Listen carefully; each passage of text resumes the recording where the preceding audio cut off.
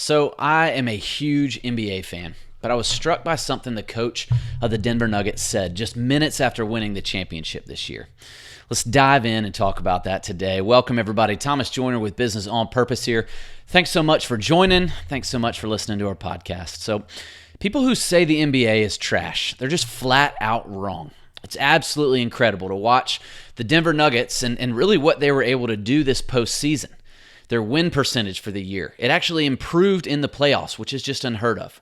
They humiliated arguably the hottest playoff team of the past few years in the Miami Heat and Jimmy Butler. And Nikola Jokic, their best player, found out just 25 different ways to impact the game, whether it's driving the ball, launching threes, getting assists, playing defense, you name it. It was insane to watch the way the team came together to reach this mountaintop of professional basketball. But here's what was fascinating to me. The confetti's falling. Everybody's holding their kids, hugging, crying, laughing, dancing, all of it. And in the midst of the trophy presentation, they bring up the coach, Michael Malone, to interview him.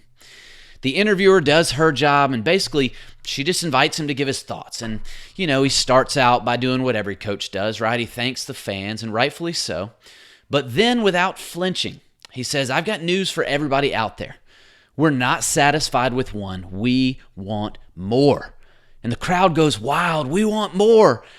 And I was up entirely too late at this point, right? The damage is done, and it hit me. How sad is that? Think about the message that sends to everybody, the players, the coaches, everyone. We're not satisfied with a career-defining moment. We've worked our entire lives to reach this mountaintop, only to realize that there's another mountaintop, and another, and another, and another. So sad that you don't even have the time to celebrate before voicing your discontentment and realization that maybe this isn't all it's cracked up to be. And so if there's one prevailing thought that would honestly define our culture right now, it's probably that. We're not satisfied, right? We set goals and we hit them. And then without setting and celebrating, we set more that are bigger and badder and that are the goals that we should have set all along. And then subconsciously we say it again, right? We want more. We hire a new crew and we begin to enter a new corner of our industry and become really good at whatever it is we do. And at the end of the year, we hit our numbers. And what do we do again? Okay, that was cool. Let's do it again, but bigger and badder and better next time. Why? Because we want more. I felt so sad for the Nuggets coach and the team, right? He's worked his way up from an assistant coach in college to head coach in college, to assistant in the NBA. He's had multiple stops as a head coach in the NBA, and now he sits atop the throne. And in what would be the crowning achievement for most coaches, he just blows right past it to whatever's next. I remember hearing a story about Urban Meyer, who's a head football coach at University of Florida and several other places where they won multiple championships. And he said that he knew it was time to hang it up for a bit when immediately after he won the next national championship for, the second or third time, he finds himself in a dark room texting recruits, telling them how excited he was to run it back with them. He'd lost his way. And actually, I don't think that we're that different. I think that we've lost our way a little bit as well. And so what do we do with this, right?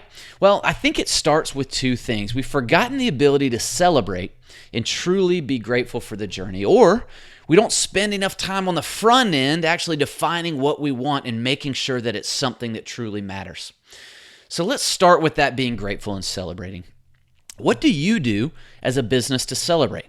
When was the last time you just celebrated without feeling the need to drop that motivational minute at the end that quietly tells the team they aren't doing enough? Anybody been there?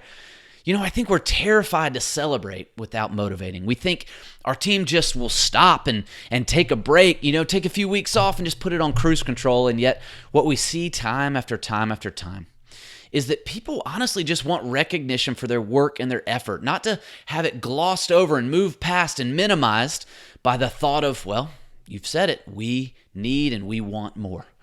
We're terrified because we don't know what to do with the feeling that we actually got what we said we wanted and it's still not enough. So we do what everyone else does. Oh, it must mean we need just a little bit more. So we push past and we push and push and push and we burn out everyone around us with this endless hamster wheel of success. Guys, we need to set up a time regularly just to be grateful and celebrate. And now maybe there's years or periods where we don't do this. I'm not saying we just blindly celebrate mediocrity or subpar results, but I am 100% saying we set aside the time to celebrate a job well done. The second point, right? The second thing we need to do, and this needs to be done way before all of this, but we need to spend some time contemplating what we truly want out of work and out of life. There's nothing more depressing than putting years of work into something to only realize that it wasn't what you hoped it would be. And so what are the things that, if at the end of a chapter in your life, what's worth the work? Is it making sure you set aside time for your kids, maybe for date nights with your spouse or significant other? Maybe it's lunch with your team just to be together.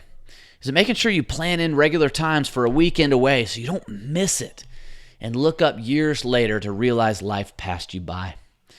You know, it's why we spend so much time on vision, and we talk about it time after time after time on our podcast, to make sure that if in 2 or 3 or 5 years, that if we hit that bullseye, we'll be able to smile and enjoy it and not think, man, I wish I'd done this, or man, I wish that I'd actually accomplished this, and we want more. No, that feeling only comes from knowing that you prioritize the right things at work and at home and didn't get sucked into chasing somebody else's dream or vision for your life.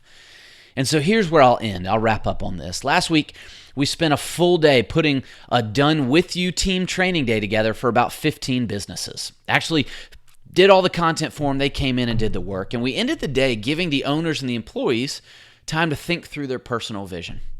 After that, we had them all stand up to share one thing from their vision story that they wrote down. And honestly, it was one of the most powerful moments of my coaching career as they, one after another, said out loud what they hoped for in life and in work and in family. And here's what the resounding theme was. It's all about people. The people they love the most and the ones they worked alongside. And they spent time just talking about what they hoped for out of those relationships.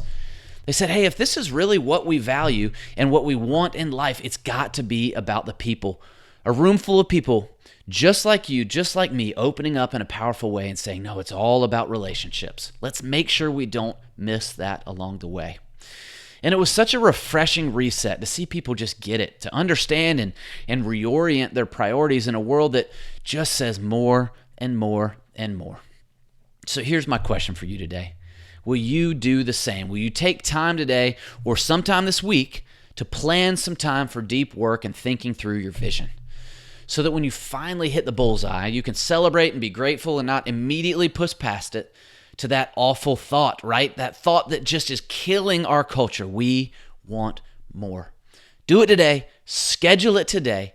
Make time for it. It's not going to just happen unless you set the time aside. If we can be a part of that here at BOP, please let us know.